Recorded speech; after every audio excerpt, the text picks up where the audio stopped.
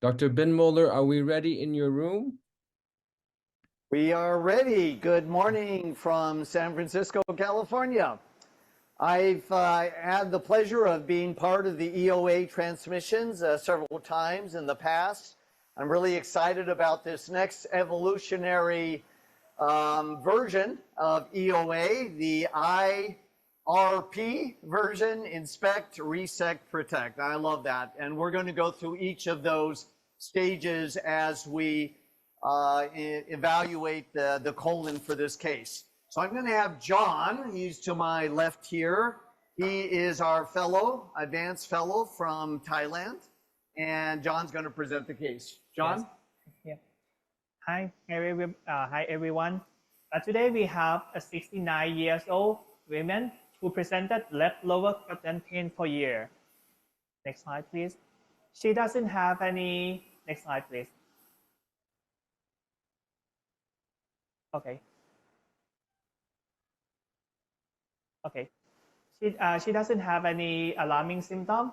Her last colonoscopy from last month from outside hospital found 4 cm size sessile polyp in distal ascending colon hepatic flexure.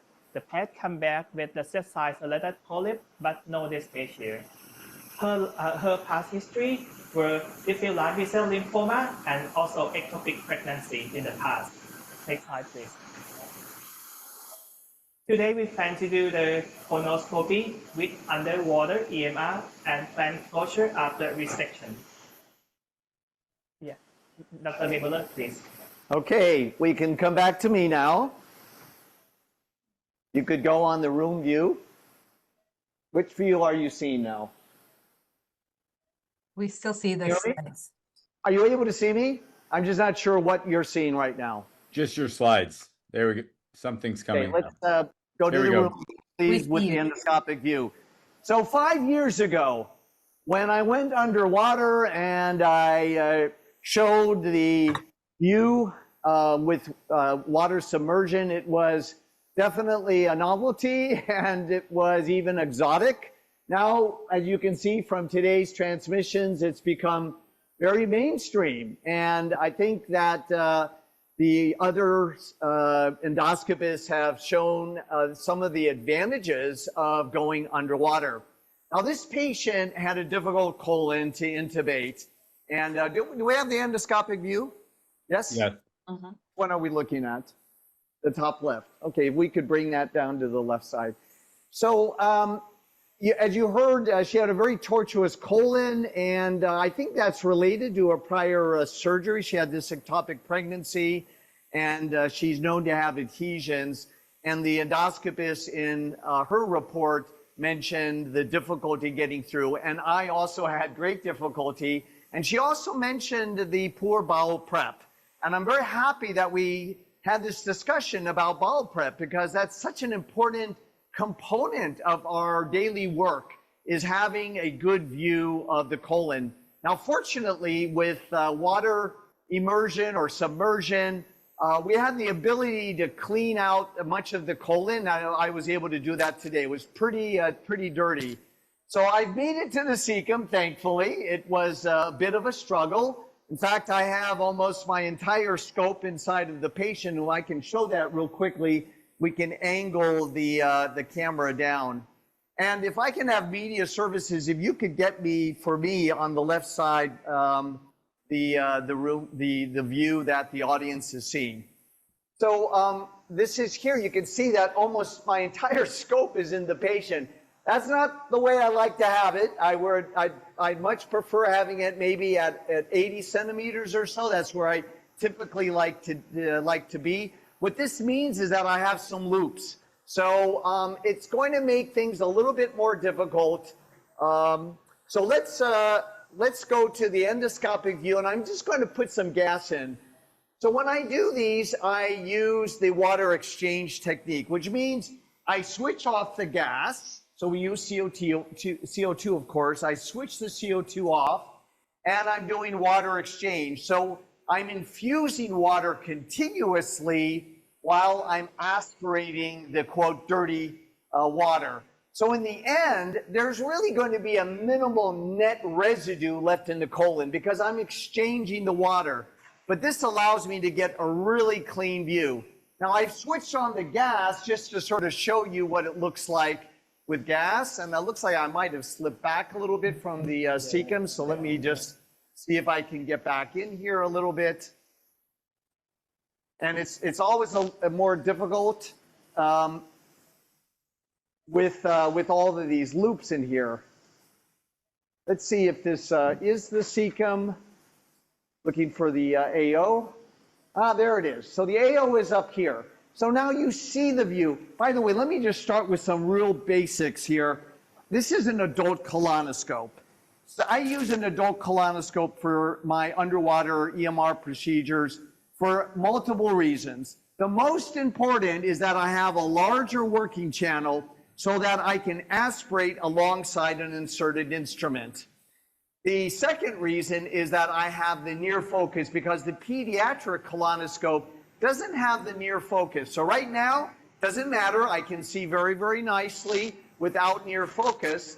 But you're going to see when I submerge now, I'm going to switch on the near focus. There it is. It's switched on. And when I go on to near focus underwater, then I'm going to be able to see the mucosa with much greater clarity. And this is something I always do when I'm at the AO. I'm able to interrogate with the water jet. So you can see how using the water jet, I'm able to open the AO up like this. And I'm able to move the folds around. So this allows me to find very small lesions. Now, in fact, if you look here, this looks hyperplastic, right? We can switch on the NBI. Because that was not the right one. Sorry, that's also not. There we go. There's the NBI. You can see it a little bit better. But you can see the incredible resolution. Now with NBI, you get a more greenish appearance, a more whitish greenish appearance compared to the surrounding. But you see the pattern. So this is a type 2 pit pattern.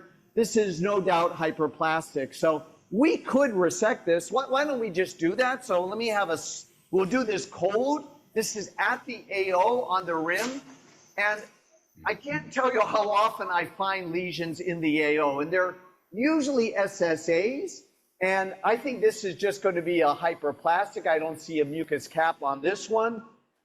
But since I'm here, I can just demonstrate how I would do this using a cold biopsy forceps. So this is the lesion hunter from Microtech.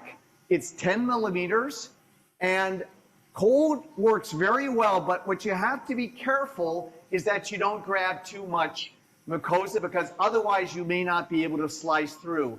Now, you notice when I had gas on, you could see the cap. So the cap is a very critical part of the armamentarium, and now you don't see the cap, and that's because of the change in the index of refraction underwater. So here you see the tip. I'm going to use my cap to sort of try to lift this up here a little bit at the AO, like this. And I'm giving some water, try to open up slowly, and we'll see whether I can get at this. And Julie, my assistant, is opening up slowly. We're not going to open up all the way, just a little bit, because if we open up too much, then I'm going to grab too much tissue. Keep opening, Julie, a little bit more. Let me just see if I can maneuver with my cap. There it is. All right, so it just slipped back a little bit. Okay, so here we go. And I want to take advantage of the buoyancy effect that I have with the water and start to close, Julie. No, it's slipping. So let's try that one more time. And you know, this is our bread and butter. That's why I feel that, yes, we have our bigger lesion to get, and we'll get to that, but open a little bit, please. And of course, you don't have to do this underwater. You could do this with gas. The problem is that if I switch to gas now, then I have to deal with the difference in the refraction index between. So there it is, nicely floating right in front of me. The problem is that I'm coming out at 6 o'clock, and so I've got to lift up. Now open up slowly, slowly. There we go. And close, please. Close. There. Now look, and I'm going to just hold this, and I'm just going to move this around because I want to be sure that I have the margins.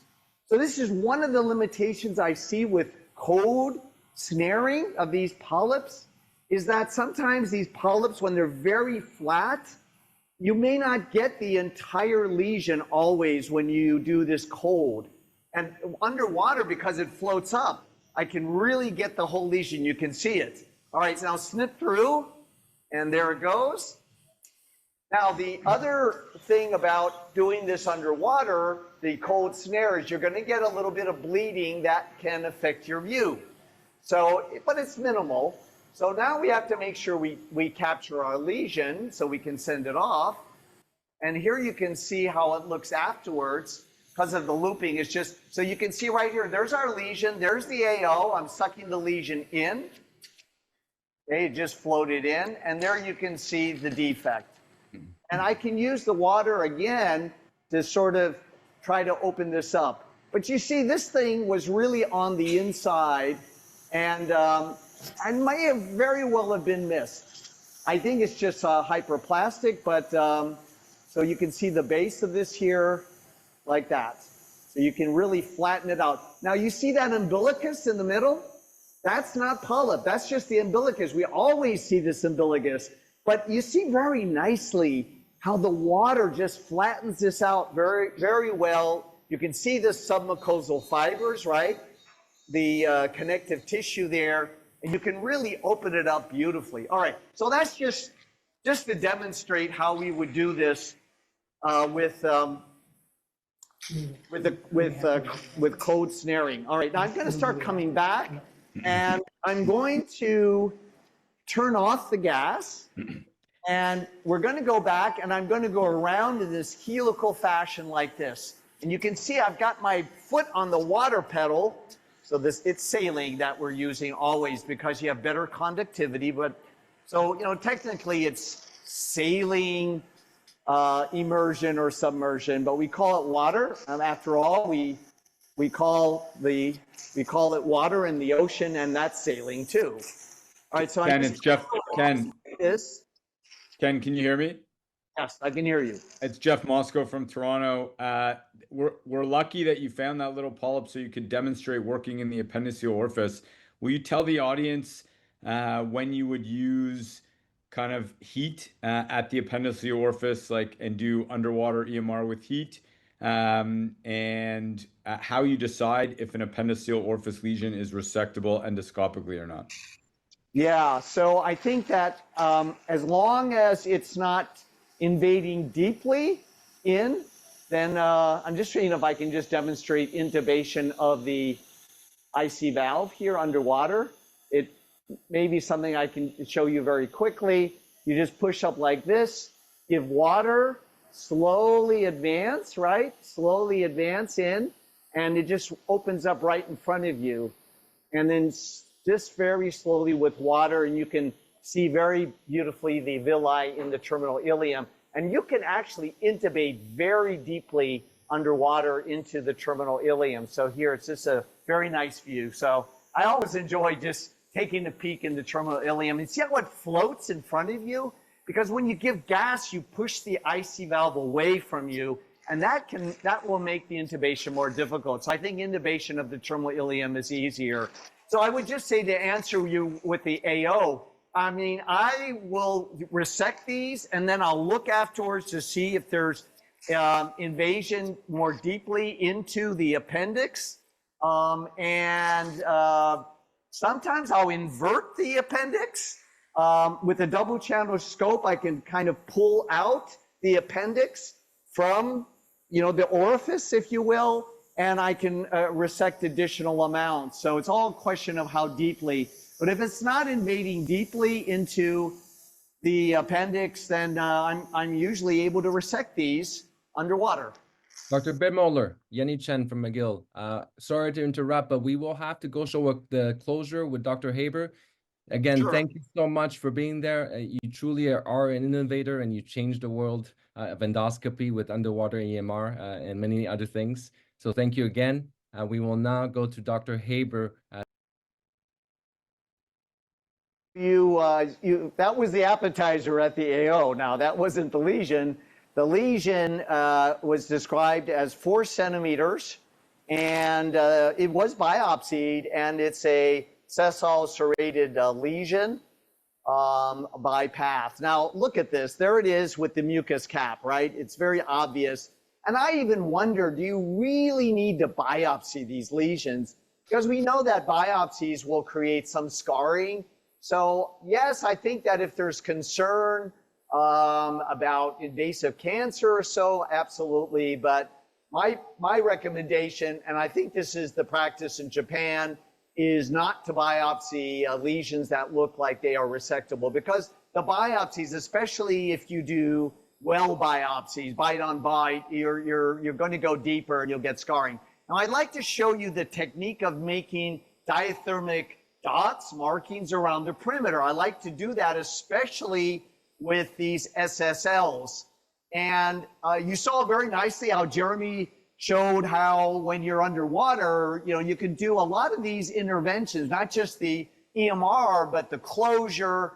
And hopefully I can show you that in just a little bit. But I like to do the markings also underwater because you get really nice crisp dots, but also because of the floating effect, I can get and find that transition between the abnormal, adenomatous, or the lesional tissue and normal. You have to be on near focus for this to see this. So that's why using the adult colonoscope for me is necessary. But there you can see that's normal. And if you want to see it even better, I'm a big fan of NBI. So I got the wrong one again. Here we go, this one. So here, I'm going to step on the water pedal. And so when I'm infusing water with the water jet channel, that's the equivalent to giving gas, right? That's the same thing. And so I'm using the tip of the catheter. And by the way, you see that the snare is just right at the tip. In fact, I like to have it recessed just a little bit so you don't see the tip of the snare. But you'll see we can create very nice dots without risking that will create a hole in the wall. And then I can make a little crisp dot like this. I'm going to have John give me some water as I go around. So I'm just going to march around. Give some water, please, John. And then sometimes what I'll do is I'll have my assistant. So you see so nicely the pink, that's normal, right? And then the green, that's the abnormal. And I just want to make sure that my dots are where it's pink. That way I know where the margins are. So I'm going to continue to go around like this. And my challenge here, that was just right on the edge. Now remember, I'm not doing ESD, so I don't have to have dots really close to each other. This is just so I have some idea. I'd like to get an en bloc resection, so I'd like to have some idea of where I need to place my snare. Now underwater, I can just retract, everything's sort of floating up, and I'm going to try to see, it's some water please, John. I'm going to look if I can pull back and see that transition where the mucosa meets the lesion. The normal mucosa meets the lesion like this. There it is, there it is. Okay, you can see that mucus cap is a little bit in the way. Water again. So this is just to show you, Julie, can you advance? So I have my assistant, it's all hands on deck. John, Julie, if you could just advance the catheter a little bit. So my nurses are trained to assist me because I have, my hand is on the shaft of the scope. I'm torquing right, left like this. And then with my left hand, I'm moving my up-down wheel, right? So that's, I have only two hands, so I need the additional hands from the assistant. Let's move on now to the resection. I think I can get this on block. So this is the largest snare that we have, the 33 millimeter. Open it up. This is the Captivator 2. So I start by just opening up the snare, right? And then I'm going to pull back like this. And this is 4 centimeters. It'd be 4 centimeters if I had insufflated with gas. And then everything would get flattened, but now everything's floating up. So even though this is only 33 millimeters, I may be able to get this en bloc. So John is rotating for me, so he's assisting me a little bit. So there's just a lot of looping here in the colon, so I don't have quite the control, a little bit counterclockwise. And counterclockwise, please, John. And I'm just going to push the snare out and kind of bunch it together like this. And then John is torquing a little bit more. This is where your assistant needs to help you because, and then I will take the water pedal, John. Yes. And so I'll give some water to sort of, so it's a combination, giving some water, a little bit of water pull sometimes. The goal is that this lesion floats up into the lumen of the snare. And I have my eye on the far end as well. Sometimes you do need to switch off the near focus for a moment to see it. You see the end? You can pull back like this because you want to get the proximal end of this lesion entirely. That you don't see. I see the distal end very nicely. So I'm going to maneuver, and really patience is virtue here. So I'm going to, and then I like to jiggle. The jiggle maneuver is very powerful. All right, so John, hold that. You see how when I jiggle, classic jiggle maneuver, classic. Up. So go ahead and start to close, Julie. And you know, when you close, she's just holding it there, and I can always reopen and re-grab because I've created like a pseudo stalk here, right? So I can look, and I'm looking for the discoloration of the lesion and the surrounding tissue. I want to see, did I get it entirely or not? That's where those dots are helpful. So I'm going to before you cut through, will you tell us about your settings? And yeah. So I always use Pure Cut, and it's basically the equivalent of effect 5. So the higher your effect, the more coagulation you can dial up. So I did like the Vio 300 because I could dial in the more coagulation with the effect, and 80 watts. Here with the Vio 3 now, it translates to auto cut 1.6. So that's the equivalent of effect 5 and 80 watts. So I'm doing the rotisserie now, and I'm doing this because Jeremy is maybe in the audience still. So this is the French rotisserie, and I can't really see the left side that well, but I think we're good to go. So this is the next part. So Julie is right to my right here, and she's just holding it close. And I actually like to hold it closed like this for a little bit because I think that decreases bleeding as well, right? Because you get some tamponade effect here with the closure on the vessels. And we're going to wait until we see two things, blanching and bubbles. All right? So I'm just going to sit here. I'm going to start giving cautery, but she's not going to cut through. Now, of course, you know, I could do this myself, but she's so good. And I like to be able to take my right hand and torque, do a torque and crimp maneuver or a back and forth, you know, or a jiggle, right? I want to be able to do that, but I have to have my hand on the scope to do that. So that's why I need Julie. All right, so now we're just going to do, she's not going to cut through. We're just going to wait till we see the bubbles and the blanching, the two B's, okay? All right, now we're ready to go. And I give water, by the way, because I'm infusing the water, saline, because you get the heat sink effect as well. So it's going to limit the thermal energy dissipates into the water and doesn't go into the deeper tissue. All right, so we're ready to go, and there it went, and it actually just cut through. It's all right, but hopefully you saw, and she knows when to cut. So now I'm going to keep the catheter out so I could look at the base. And I'm just going to very slowly sort of hover over the base. See this? Now you'll notice no bleeding, no bleeding. And maybe in part because I had that tamponade. Look at the margins. This is where it's really helpful to have those dots just to confirm that you got the whole lesion. And I don't see any dots. Now I'm going to go a little closer. I'm going to pull my catheter in a little bit, and I'm going to stay on near focus.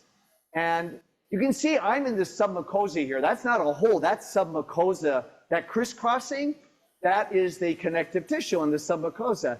and I can give some water like this and interrogate the margins, and I can use the catheter to move these folds aside. Very So nicely done. that's the eye, the inspection part, right?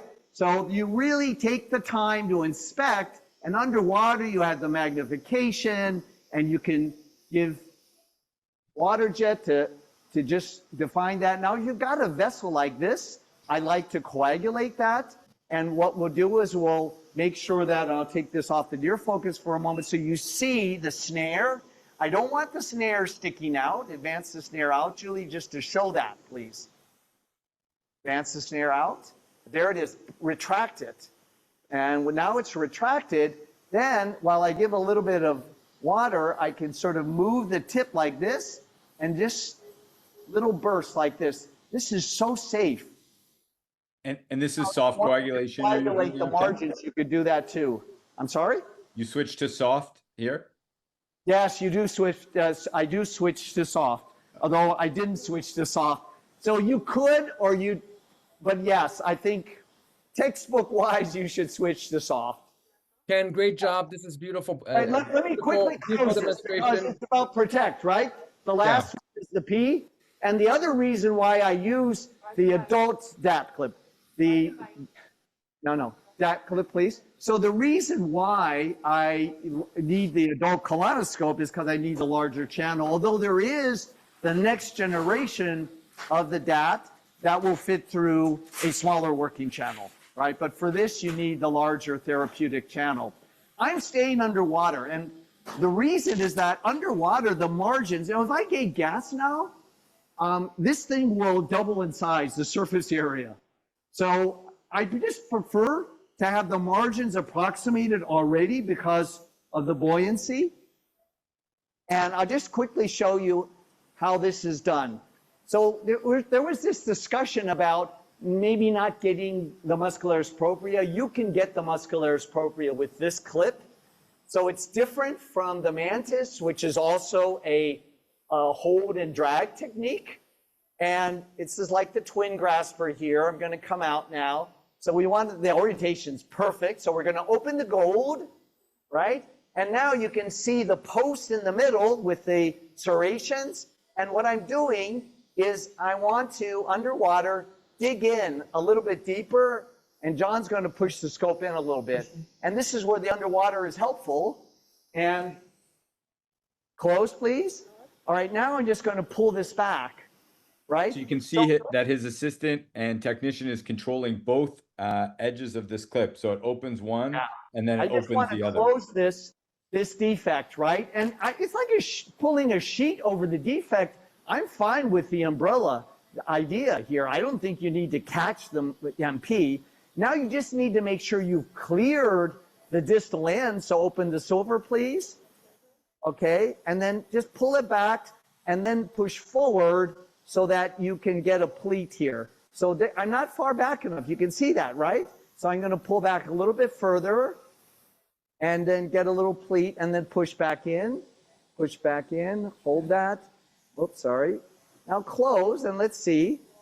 And let me give some water. I'll move away just to sort of see if it looks great, huh? Looks great. Deploy. Okay, boom. Now we've got this. This is closed. And yes, you can add some clips now if you want to reinforce that.